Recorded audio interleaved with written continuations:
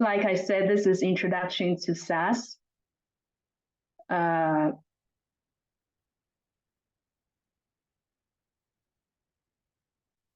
begin with introduction of myself. I'm founder and co-director of Women Who Code, like I said. I also run my own nonprofit called Coders Who Travel, for which I triple as founder, president, and executive director. I'm also an alumni of Deloitte Consulting and served for about 5 years as a senior data analytics consultant.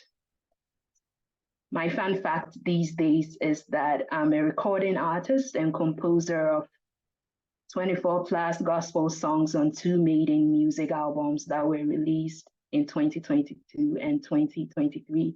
And so the music you were hearing is actually an original composition, and I'm grateful to the man upstairs for entrusting me with that gift.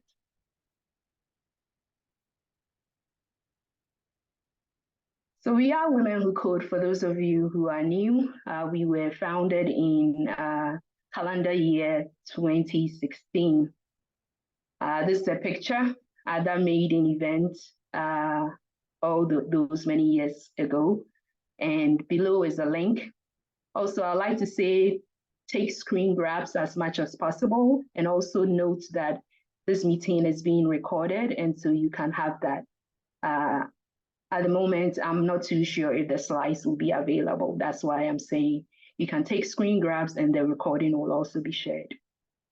So now your turn. I see co-directors, my co-directors also on the call. And so we're gonna come on, we'll mention our names, each one, location, your job or role, whether you have SAS experience, and a fun fact about you. So Nabia, I think I saw you. I saw your name. If you can come on. Hi everyone, it's Nabia Al-Hassan. I'm based in Ghana. Nabia, your connection is not clear. Is it your internet maybe? Probably. Okay. You can share or you can put it in the chat and I'll read it for you since it's not too clear.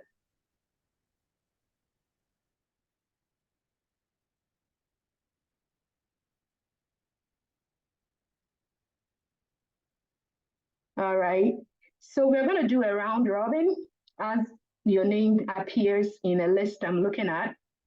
DigiCam, can you come on and share a bit about yourself?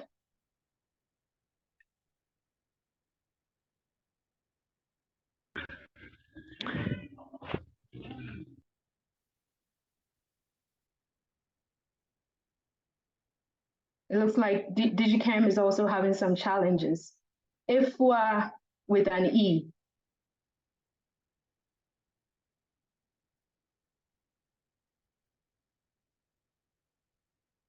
If we're, you might be on mute.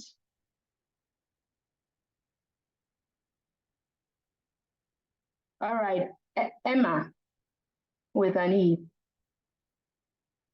Or it could be Ima. So Helium Tech 2, Magister. Hi, everybody. Emma here. Oh, so, hi. Can you hear me now? Yes. All right. So, Emma, Afia was my schoolmate from Wesley Hills.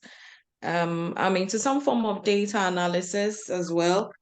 So, I'm excited to be here to learn as much as I can from you, the experts. Thank you for having me. You're very welcome, Emma. And glad to have a sister here.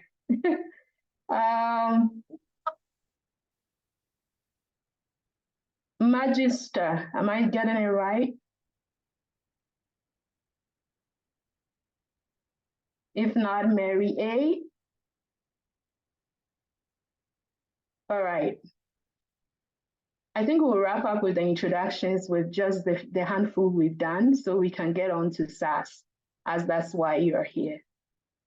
So Nabia's connection was bad, so she put her response in the chat. Hi, everyone. I'm Nabia, a co-director of Women Who Code Accra. I currently work as a technology consultant in Accra. And I see Mary. Hi, y'all. I'm Mary. I'm a Ghanaian in North America. I have no SAS experience. I'm a career transitioner. I'm interested in computer science, data science, and digital art. Thank you for sharing that with us.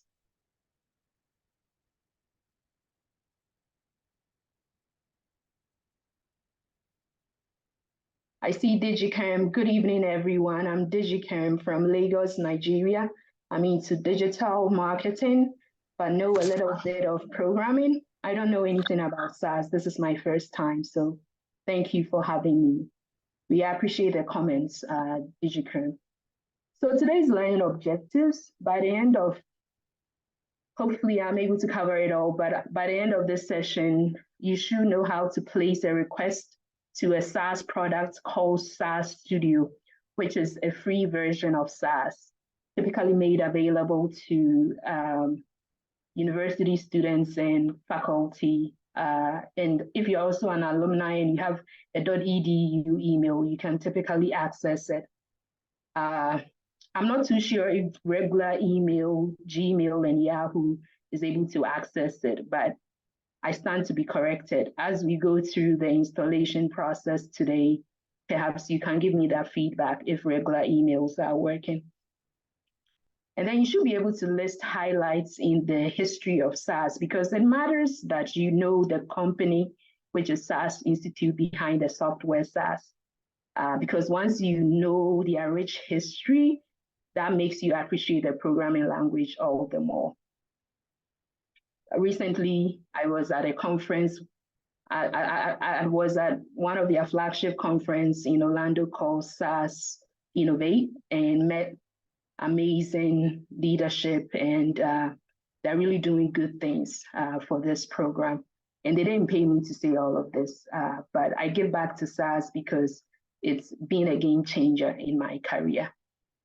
Then you should be able to access SAS Studio and be comfortable navigating the SAS Studio environment. Then you should be able to transfer or import data from Excel and a CSV, which is abbreviation for comma-separated values, into SAS.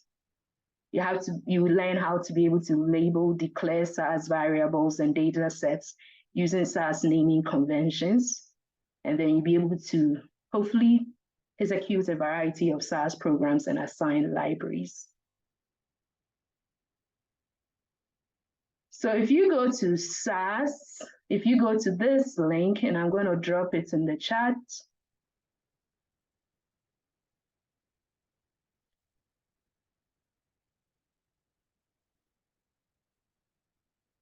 It gives you a suite of products that SAS has.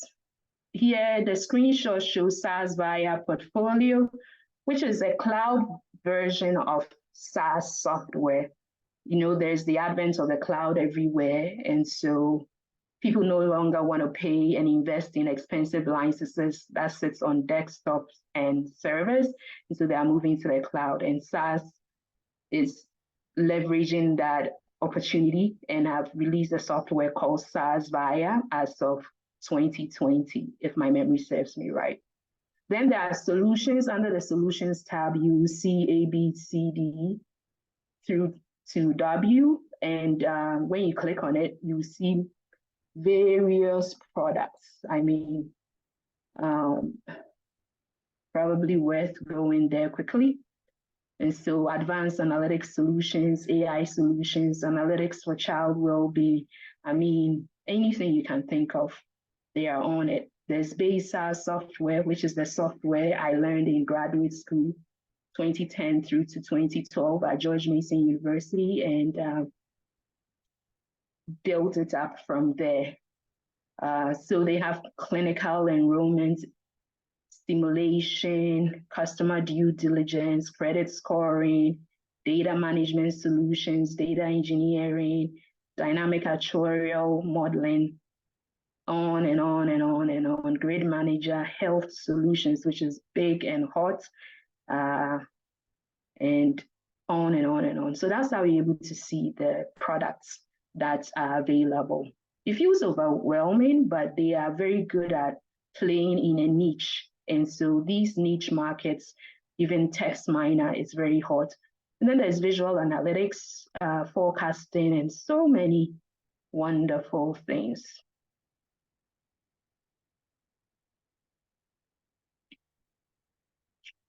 So accessing SAS, I'm going to share this link, and it should take you to a page.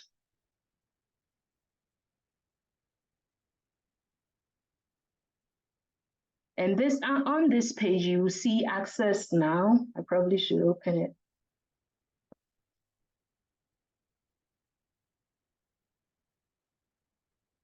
And then you're going to click access now, either this one or this one. Both will take you to the same place. So let's do that. Oops. So if you click access now, I've already signed in, but you should have seen this prompt. When you put in your email, first of all, if you don't already have an account, you probably should click on create account and go through the motions for that.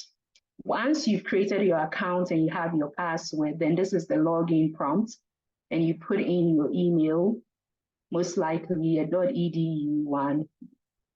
And you have to click on this checkbox. Don't forget, sometimes I forget, and then it gives me a little warning. So make sure you check, accept the terms of the license and terms of use and conditions.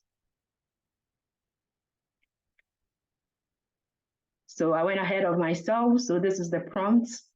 If you click on don't have a SAS profile, and then you create your profile.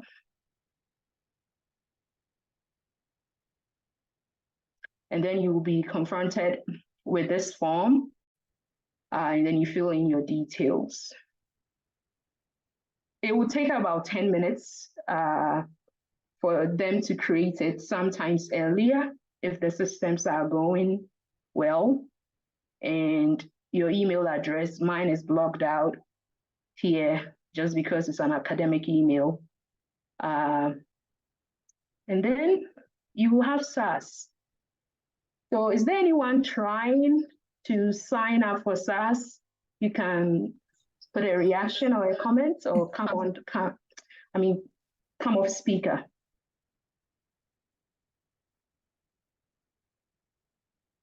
I need 1 or 2 people to at least try, and then maybe as we navigate through that, give me feedback whether this is accessible to everyone indeed. So a bit about SAS history. Emma, I'll defer to sister. Can you read one paragraph for us? Sure, if you're all right. So can you hear me loud and clear? Very clear. Okay, so SAS history. In 1966, vast amounts of agricultural data were being collected through U.S. Department of Agriculture grants, but no computerized statistics program existed to analyze the findings.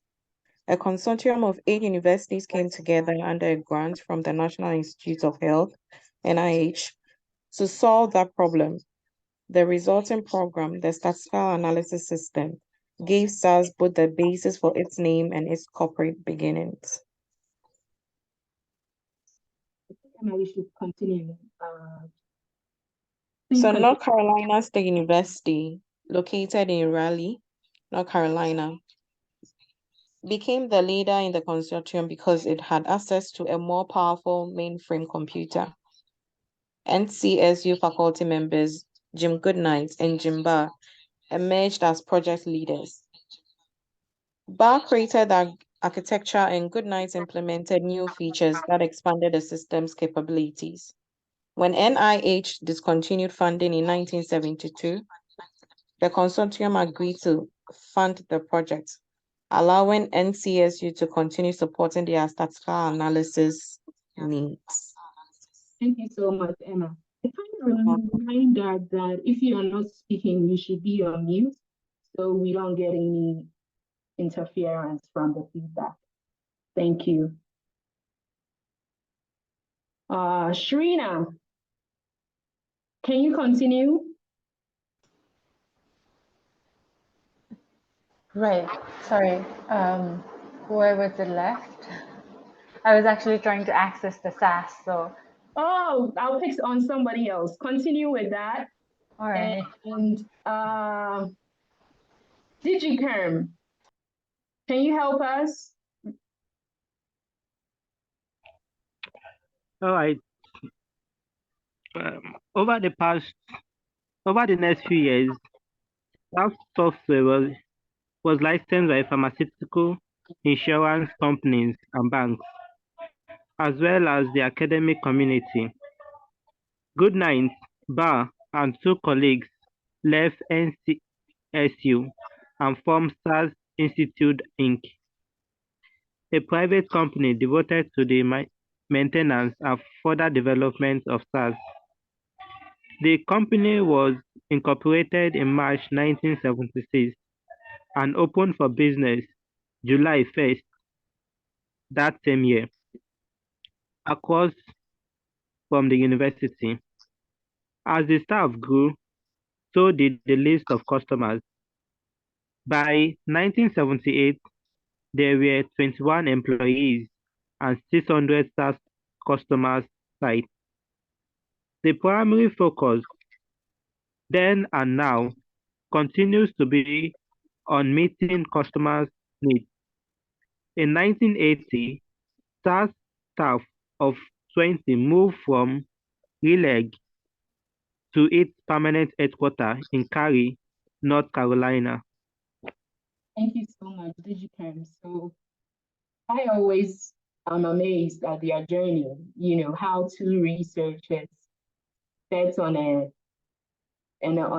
research company grants they got, and when it ended, they took it in their own hands, and right now SAS is one of the leading analytics software in the world, if not the leading one. So there's a company behind the software, and you can find it at this link and learn all about SAS.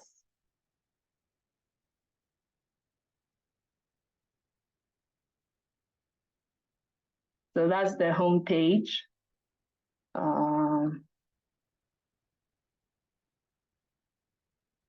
They are going to have a conference from September 11th to 14th called SAS Explore, a follow-up to the SAS Innovate conference I attended in May in Orlando, Florida. And then you can explore much about it. I thought I would share snippets of their annual report also with you. The blue side is the 2022 annual report. And when you go to SAS, make sure that you turn to these pages for your own curiosity.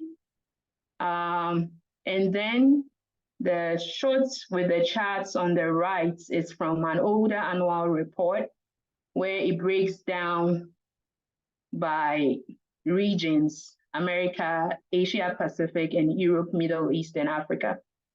And one reason is that I typically like SAS is they have a continuous innovation and customer. Their continuous innovation and customer commitment has propelled 44 years of consecutive growth as for SAS. And if I remember correctly, that has taken, there was growth even during the pandemic COVID era. So they are doing well from all intents and purposes. So this is the annual report link. So you get to see a little bit, and like I said, you look at the pages. And all, it didn't start from the top, that's why. Okay. They serve customers in communications, education, energy, and utilities through to services. This is their performance, sales by region. The Americas and EMEA and AP follows 3. 14% cloud sales growth, 23% via sales growth, and 90% of Fortune 100 companies or their affiliates are SaaS customers. So I can't overemphasize it enough. SaaS is relevant for a programmer's career. I also pulled this chart from a 2014 annual report, and it gave the account. They were in 138 countries, over 13,000 employees. And again, this chart here shows the projection of their sales since 1976. And look at how it's just rising and rising. At this point, after I've given the background and history, I want to encourage you all that programming isn't easy. There definitely is a learning curve, right? But if you stick to it and you work hard at it with patience, you can make a climb, okay? And I speak this from experience, and I'm going to share something that is a little personal, a snapshot of my transcript from college. And I found SAS in spring of 2021, that's January through May of 2011. And immediately I started doing so well in it. And I got 2 A's and an A- in it. And I was juggling a lot because I enrolled in a dual master's program in statistics and operations research, and it wasn't easy. And so one of my low points was getting a C in statistical inference, but at the same time, I was getting A's in SAS. And then I made it, I was just fine, okay, in nonlinear programming. Why am I sharing this with you? Because it brings home this point by Albert Einstein that everybody is a genius, but if you judge a fish by its ability to climb a tree, it will live its whole life believing that it's stupid. And we do that to each other through comparison and whatnot. But for me, if the water is for the fish, SAS became my water. And it was like I had found something that was inspiring me. And so I hope you come along this journey where you also find your water and then, you know, become a genius in your own rights.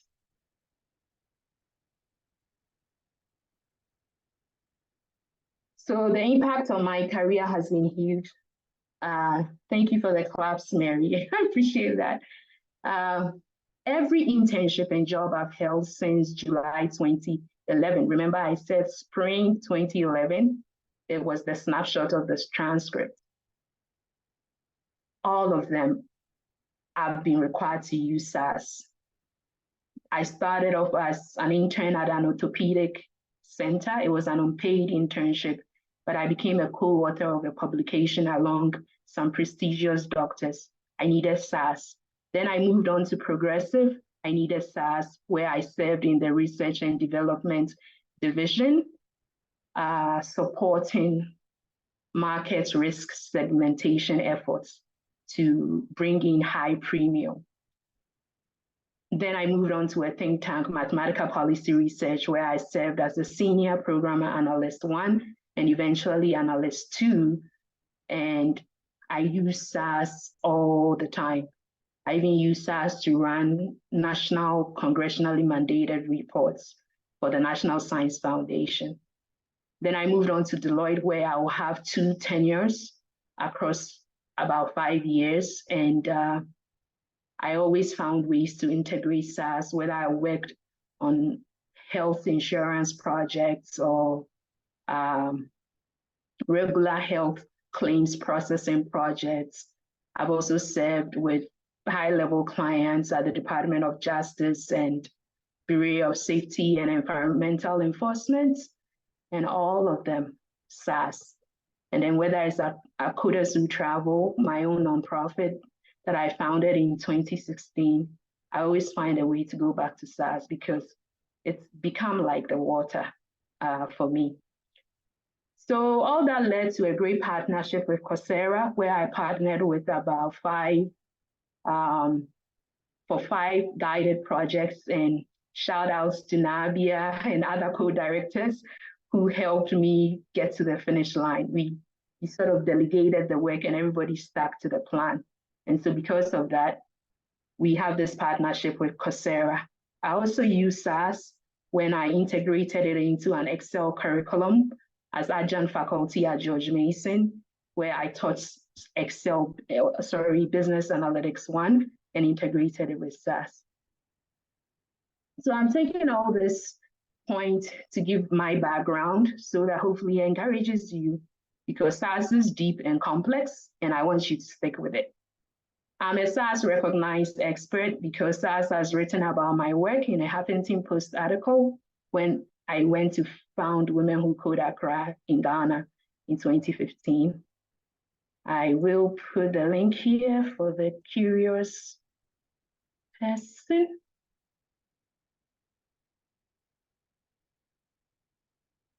Mary, you're welcome. You're very welcome.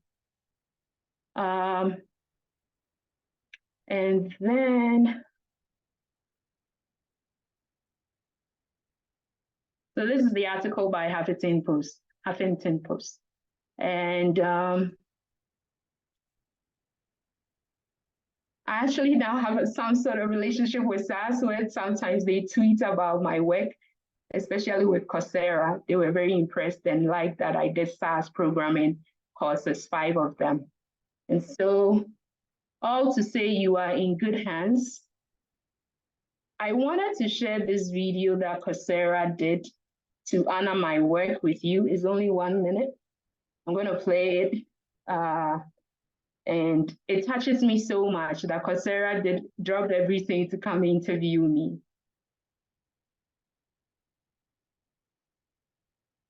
Oh, it's not in.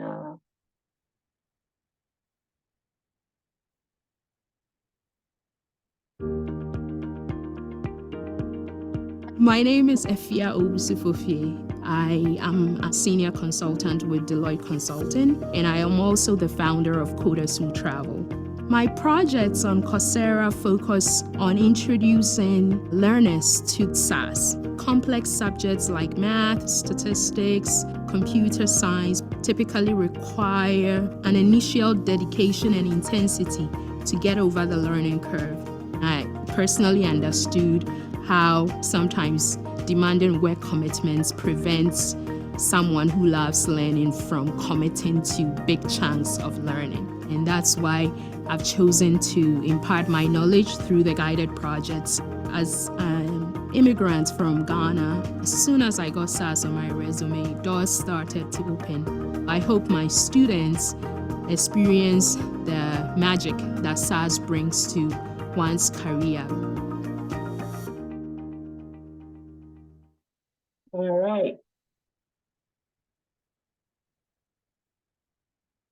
So with that, thank you for watching. These are the SAS courses on Coursera. For those who might be interested, you can check it out. It's no more than $10 each, I should say. Very economically reasonable, and I've already been paid, so I'm not sharing it so I get paid from you. No, it's already done. So these are salaries of SAS programmers pulled from Indeed.com. Average base salary is $83,347, and the range is from 55K all the way to 126,294. So hopefully, I'm really building a case for you to really want to learn SAS. Hi, Doris, welcome from Togo all the way. sister country to Ghana. So that's the Indeed link. So you can come here, top companies for SAS programmers, and this range is what really matters. Let's see the skills. Okay, just the salaries is really relevant in this case. Cool. And then you can find SAS jobs directly on SAS. Indeed, like I proved already with the salary range, Glassdoor for the reviews so that you can see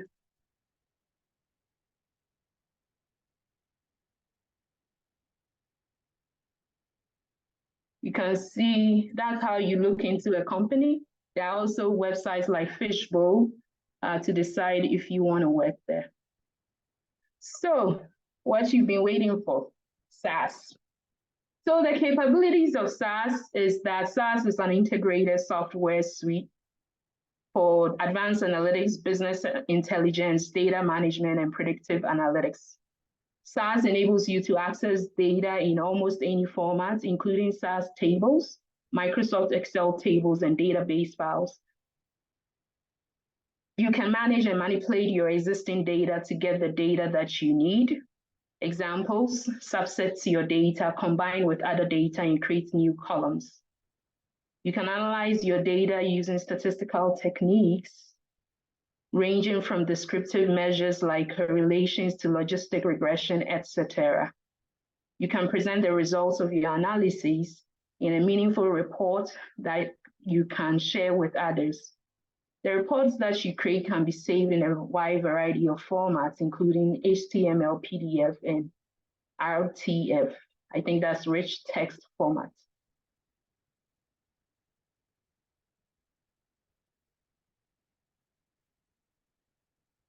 Thank you, Mary.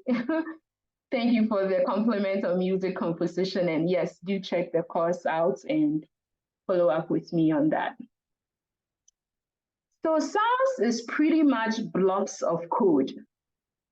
And there are two types of the major blocks of code. You have the data step, which is where you interact with your data. And then you have a procedural step or procedure steps. And it is PROC or PROC for short. And so in this chart here, you can see, let me do a slideshow to see if it will make the chart better. Is it making the chart better on your screen, or it doesn't really matter? Maybe I should just stick to what has already been read. It looks better? See the presenter view, so not slides. See the lumps. Oh, okay. Let's stick to this plan because so far it's working. So on the screen, if you cannot see, is that programs are branched into data steps and procedure step. I pulled this image from the internet and it has a SAS logo, so it's legit. It says data retrieves and manipulates, processes one observation at a time, starts with data and ends with run, program example, and they give an example. Then you have the procedures. It analyzes the data and represents the results. Depending on the instruction, it processes either one observation at a time or the whole. And it starts with PROC and ends with run or quit. Program example, PROC print data equal to testing, observations equal to 5. And then the first program was data testing, set mylib.customers, test equal to substring of customer name, starting from the 3rd character through to the 5th character, stop or run. So that's essentially it. So that's the overview. You are going to either be dealing with a data step or you are going to either be dealing with a PROC step. And that's one of the reasons why I like SAS a lot compared to other programming languages, because it's so organized, and I like the fact that I can think in these two boxes. So Data step, to reiterate, typically creates or modifies SAS data sets. Is used to create custom design reports. Example, you put your data in a SAS data set, you compute values, you check for incorrect errors in your data, you produce new SAS data sets by merging, subsetting, and updating existing data sets. Merging is when you join two data sets. Subsetting is when you cut it down, and updating is when you say, replace this row with a new row or update this column with another column. Then we have the PROC step, short for procedure. They are pre-written routines, so you do not create the PROC steps. SAS already has pre-packaged them, but it's your duty to learn as many procedures that exist for specific tasks so that when you run into an issue, you'll be able to say, aha, maybe let me call on this procedure to do what I wanted to do. And so they enable you to analyze, process the data in a SAS data set, and to present the data in the form of a report. So examples: create a report that lists the data, produce descriptive statistics, create a summary report, produce plots and charts.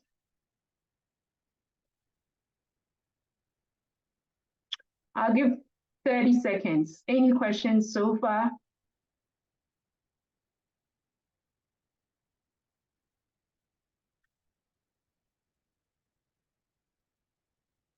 Is it clear? You can put it in the chat.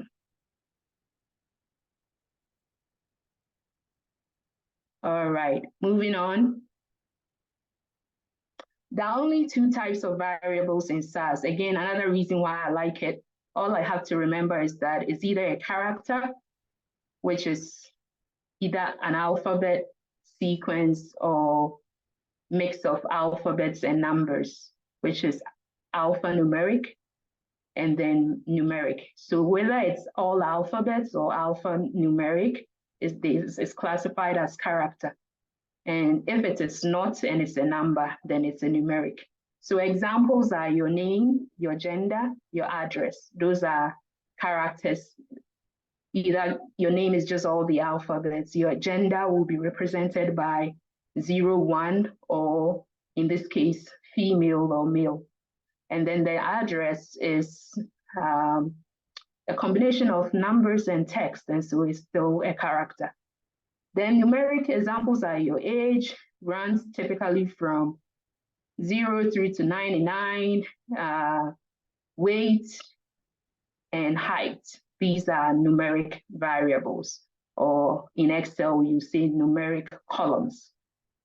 And observations in SAS are equivalent to saying rows in a spreadsheet.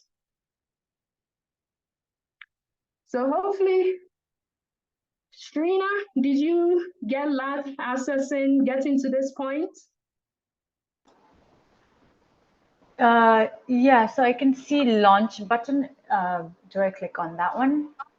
Okay, great. And what's the extension of your email? Not the actual email. I just want to know, is it gmail.com? Yeah, it's Gmail. Yep. It's Gmail and it worked. Okay, so it looks like they've expanded the offering to regular emails as well. Thank you so much, Shrina, for checking that out. No problem. Thank you. And so when you click the launch on Shrina's page, and I think on my page, the launch should look something like, let's log me out. This is the page Shrina is hopefully seeing, and then you're going to click on launch. And when you click on launch, it will bring you to a page that looks like this. And now it's time to watch a video of exploring this environment. And that will give me a break in talking too. And so enjoy.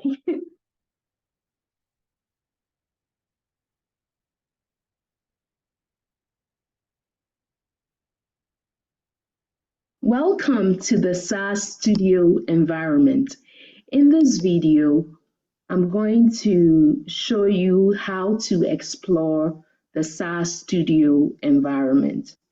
Let's dive right in.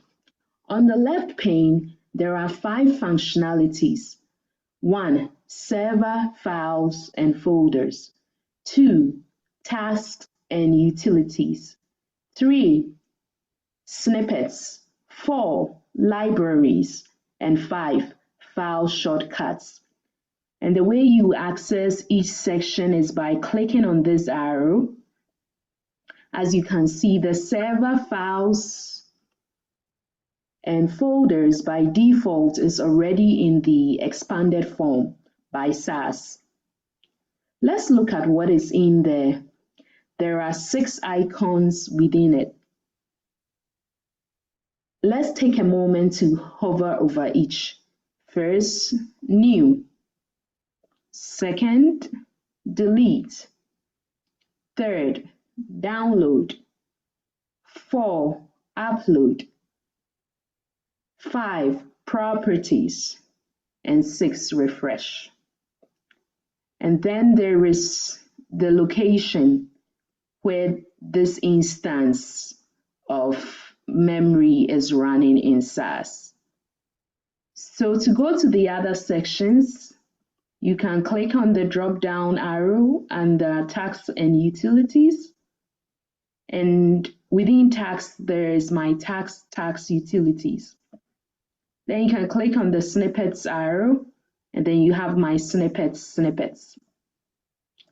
Then there are libraries, and within libraries, there are your libraries.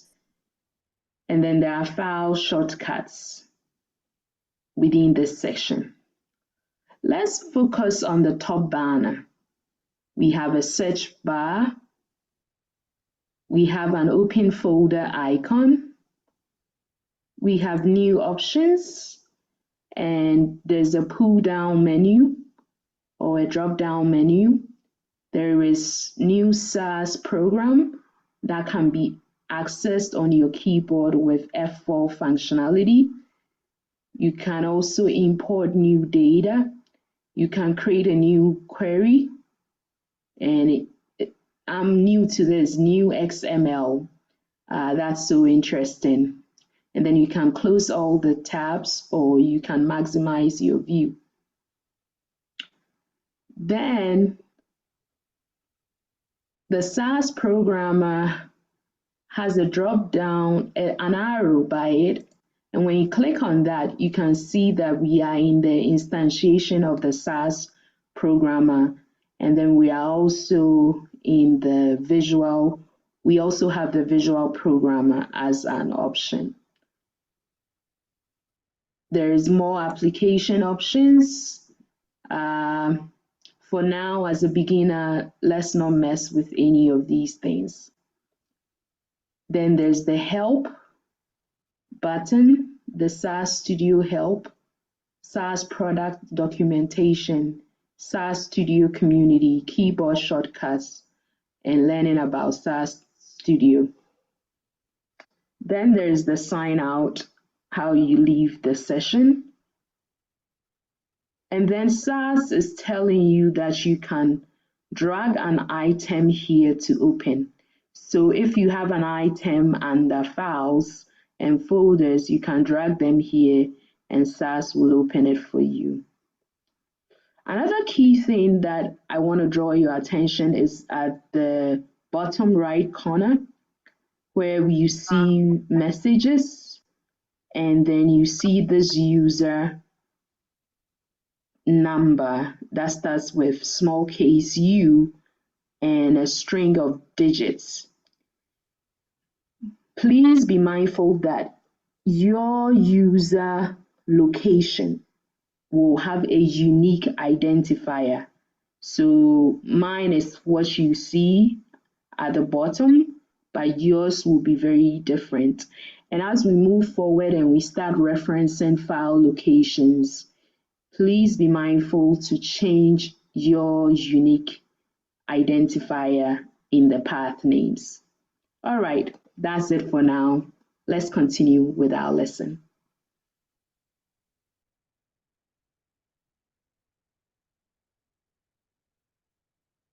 So there's the second video.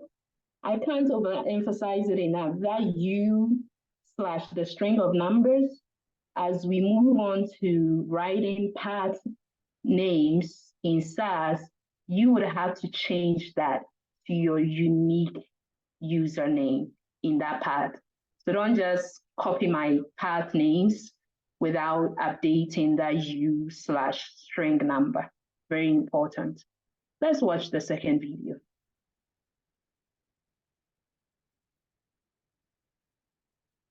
In the first video, I gave an overview of the environment of SAS Studio. I would like us to dig a little bit deeper into the ODAWS 01 USW2. It's possible that your string might be slightly different, but this is how my string looks like. Let's click on the arrow to the left, and more options are given after that arrow. Let's continue clicking on the arrows. There are folder shortcuts, there are file homes, and under file homes, we see this folder sasuser.v94, which means SAS user version 9.4, which is the current version of SAS. So this is a default folder that SAS provides. And as we continue, this will make more sense. Let's pull down the libraries section, and you will see something like this first, and then you're going to click on this arrow, and you're going to be exposed to a set of libraries in maps, such as maps, GFK, SAS data, SAS help. These are default folders that SAS has pre-packaged with SAS Studio. But I'd like to talk about the work library. Let's click on that. Right now, there are no files showing. I try to set up the environment exactly as you will see it on your computer.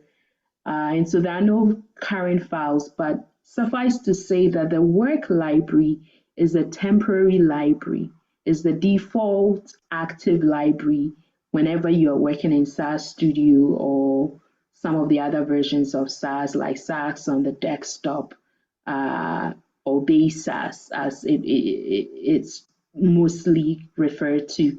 And so remember that the work library, anything you save in there will be lost after you sign out of your SAS Studio session. And so that will be a good segue to the difference between a temporary SAS data set versus a permanent SAS data set. A temporary SAS data set is a SAS data set that has been stored in this work folder, while a permanent SAS data set is one you have stored in a user-defined library.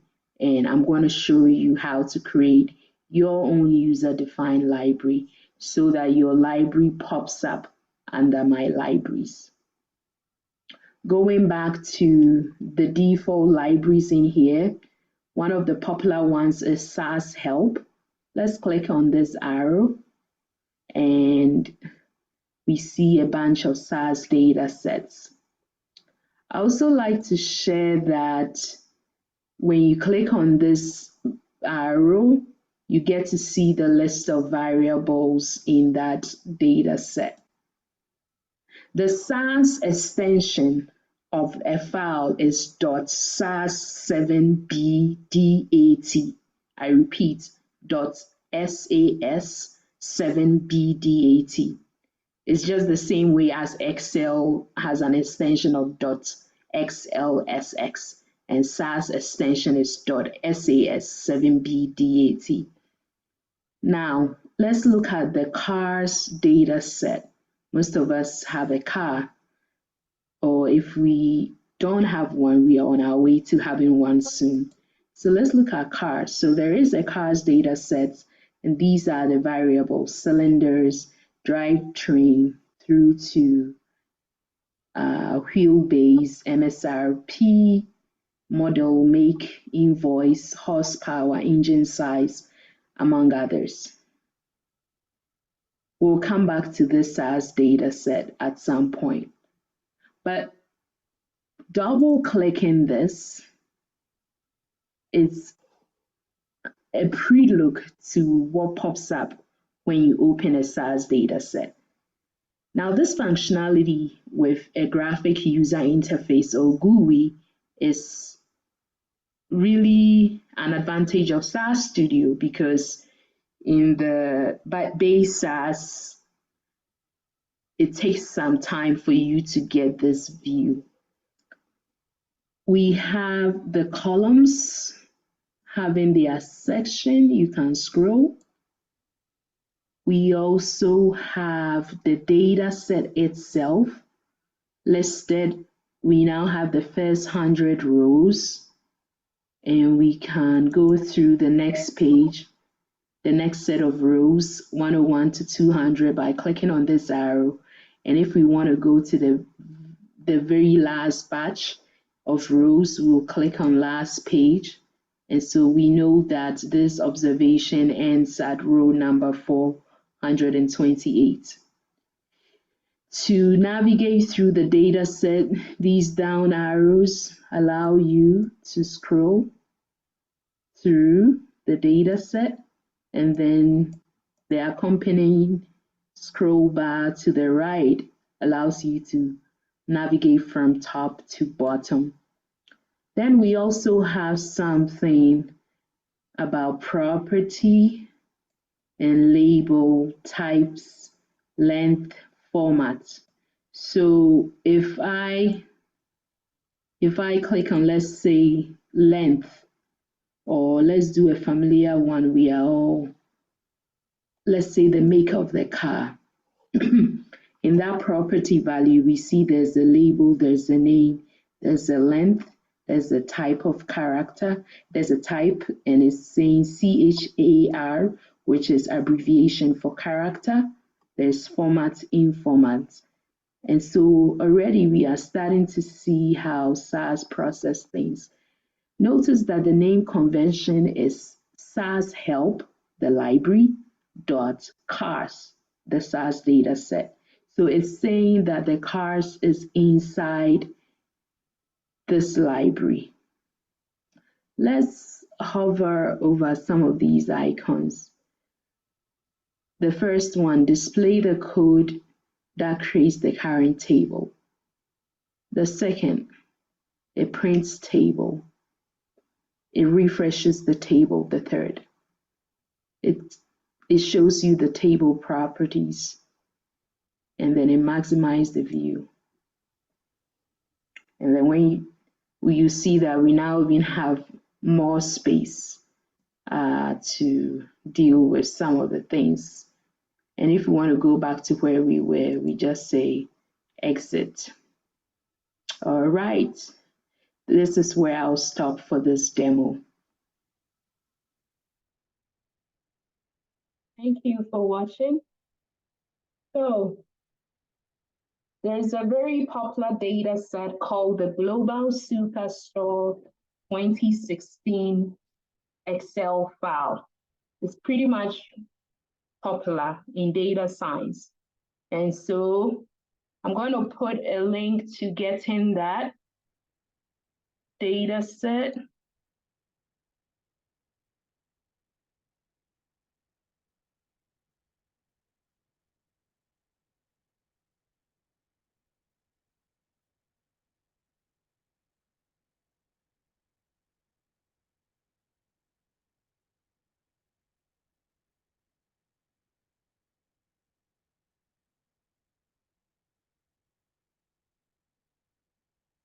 All right, and so when you click on that link, it will take you to a business intelligence software called Tableau. It's also one of my skill sets that really pairs well with SAS in terms of the graphics and data visualizations. And this is the data set. And so you are going to click on that, and then you will download that data set. So I've already opened that file. It's the Global Superstore, and it's deliberate. I'm being deliberate by just keeping it a half, resizing the windows to just a half, because I'll tell you why later. Or I can even say it's because I want us to have that functionality of the Excel showing whilst a SAS window also shows. And that's why I will only minimize it to half a window size. So in this Global Superstore, you have two tabs, one about orders and one about the people who purchase the orders. And then there's the header information that tells you the name of the variables. And so you have row ID, order date, ship mode, customer ID, customer name, segment, postal code, city, state, country, region, market, product ID, category, subcategory, product name. Then you have sales, quantity, discount, profit, shipping cost, and order priority. And then with the people, it's just the person and the region. And then how many number of rows? Actually, I didn't have to do that. I can just highlight this and look at the bottom. You see average, count, sum. So each time you highlight a row, it does these computations for you. Excel is that intelligent to predict that you might be needing these. And so the count is 51291, but remember that it includes the header line. And so the number of rows about orders is actually -1, which is 51290. Okay, so that's the Global Superstore data set.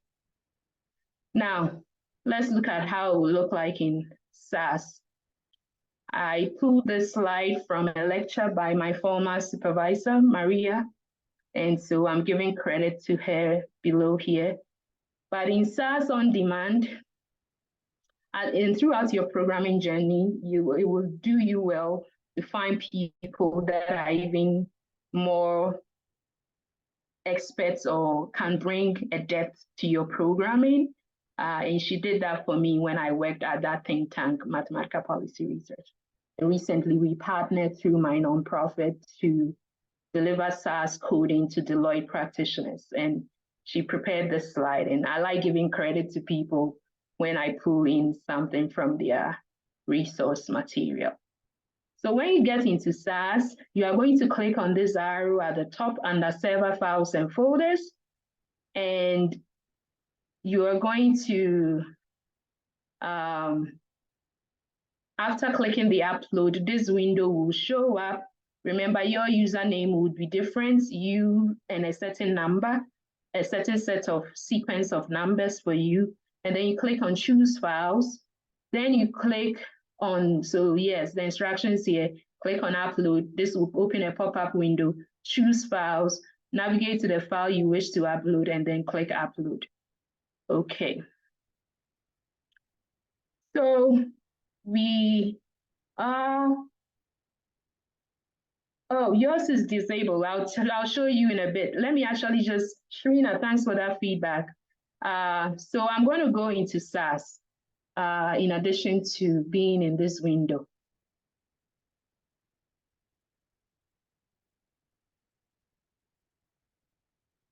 Yeah, so many windows, I don't know which one.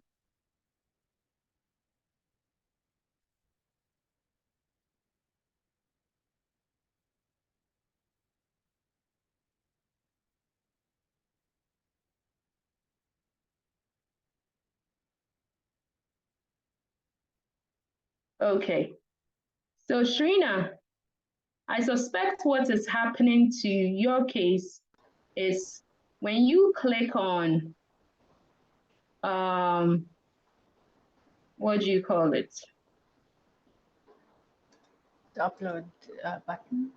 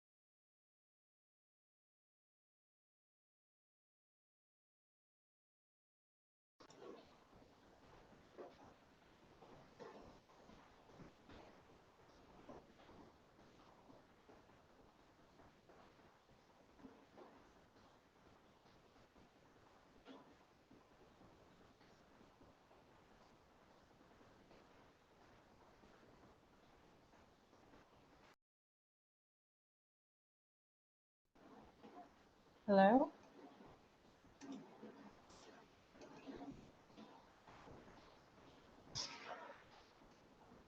Hello? Hello. Oh, I think the connection got lost. Yes, Afia went off. Let's find out. Okay, thank you. Okay.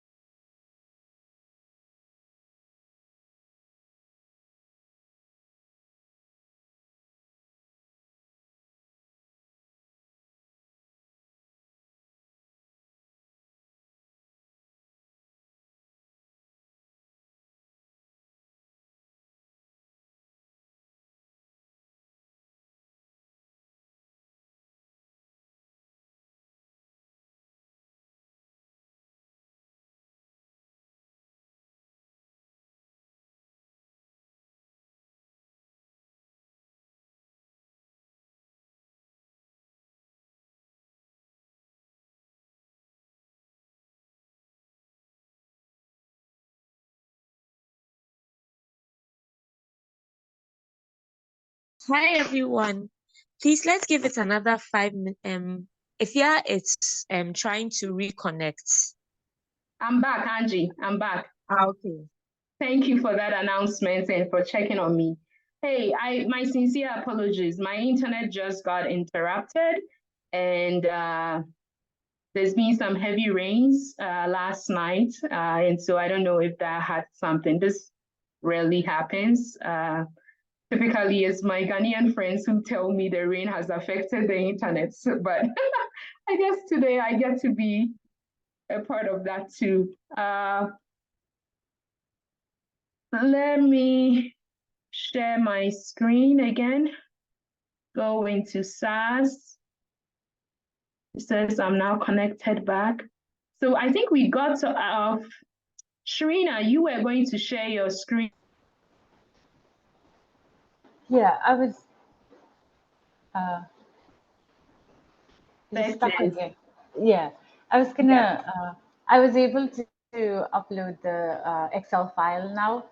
What happened was I was not clicking on a correct name, so I had to Yes. click on the file homepage, and then the upload button appeared. Right. That's exactly right. So if you want to upload, you have to click one of the folders, the folder underneath which you want the file to go. And as soon as you do that, the upload button, which is grayed out, will come. And then you can click on upload, click choose, and then your files will show up. And then you go to your folder, you search for Global Superstore, and then you click on that, then you click open. I won't click on open because I've already imported it. So that's how you get your Global Superstore thing going. Once you import, what you are going to realize is that when you double click on the file itself, you'll be met with this immediate SAS codes that is trying to say something. It will say, I generated the code using the import procedure. My source file is the Global Superstore Excel file. This is the path. Remember, your U is going to be different. Code generated. I generated this around 10 p.m. yesterday. And then you are met with opening parenthesis of % web drop table. And I give the explanations also in this blue here. The green here are comments. That's how you comment out programs. / asterisk, you place whatever you want to place within the parenthesis, and then you close it with asterisk / There's a second way of commenting. I'll show you that. That is asterisk semicolon. Every SAS line in this program has semicolon. You see that? Semicolon, semicolon, semicolon, semicolon, and so forth. That means when you write your SAS programs, don't forget your semicolons.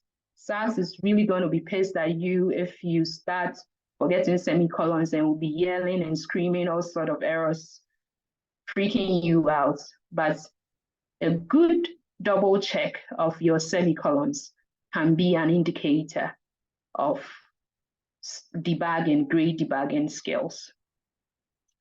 So it's saying this is where the file is located. As we saw visually, it was under this SAS user.v94. Then there's PROC import, the import procedure, and it references the file, it brings in the file. Remember, this file name here has pointed to this path so that from now on, we can reference this path location as ref file. And so this procedure is taking the file, is telling it the kind of database engine that is an Excel. Excel extension is xls.x, xlsx. And then it's outputting it in the work library, which is the temporary folder I mentioned in the past video. And it's saving it under the name import, and get names is saying the header information should be brought in as well. And run is how you conclude almost 80% of SAS programs with run. And then there's PROC contents, which is how you access the data dictionary. And if you want to run the program, you click on the running guy at the top of your SAS program. So let's go back into the environment. And you would upload it, and you get this Global Superstore data when you double click it like this. And just like that, that program we were just looking at shows. right? And it's your job to now use Control A or manually highlight it all the way to the bottom. And then you can click on this running guy. And when you click on this running guy, I don't want to override things, but it will loop around, right? Let's say,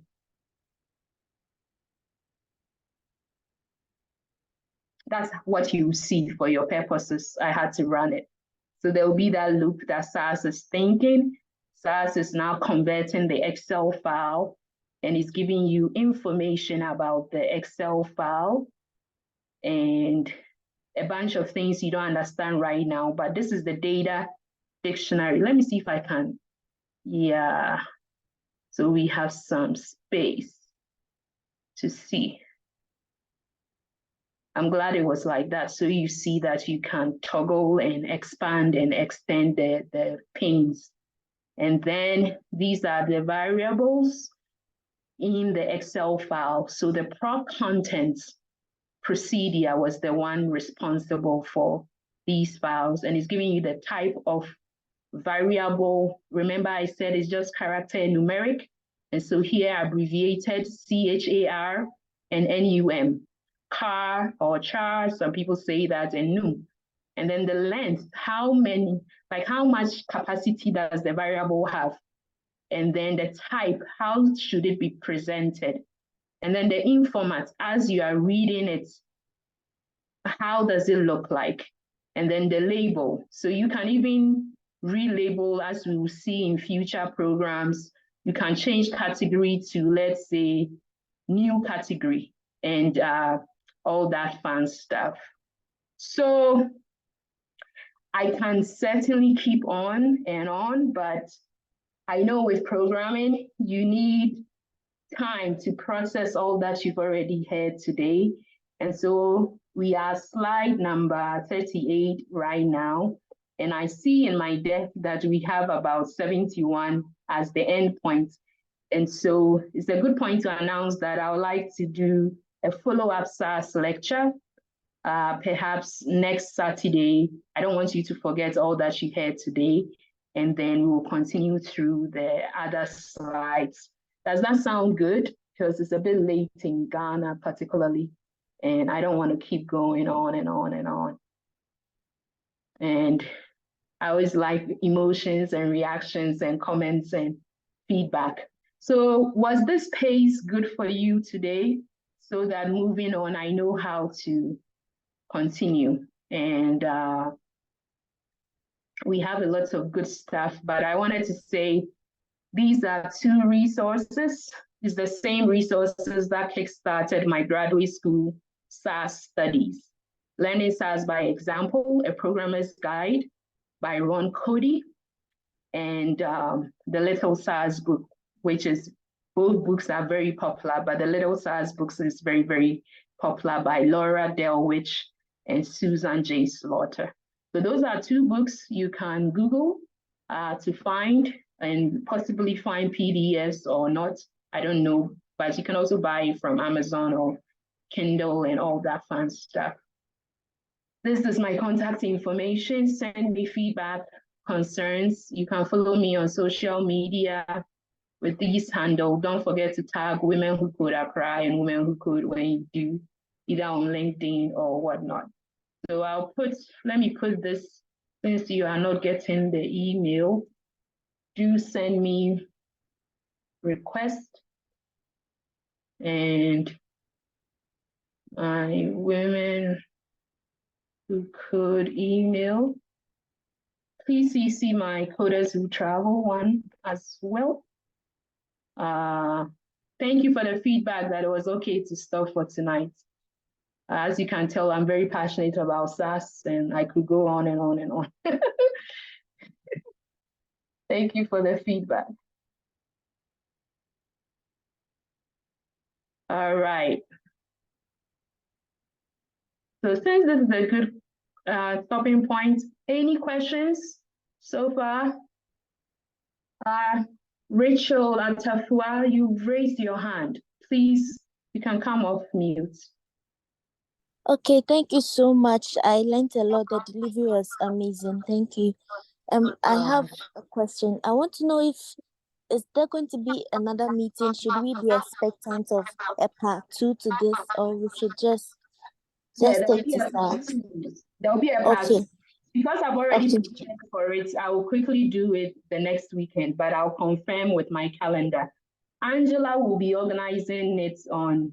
We'll post it on Meetup the same way you found out about this program, and Nabia would also do the flyers with the information. You met Nabia earlier.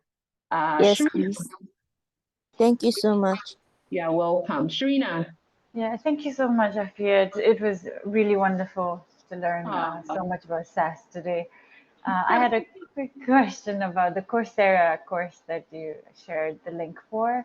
I was wondering, like, how long would these all courses take for us to complete? And is this based on, like, is it directing towards a certain project, or like end goal is like a project building something? Yeah, great question. So they all should not be more than 1 hour, 20 minutes each. If there are 5 courses, it shouldn't be more than 1 hour, 15 minutes each.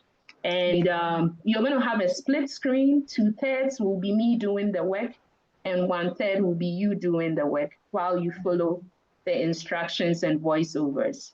Got it?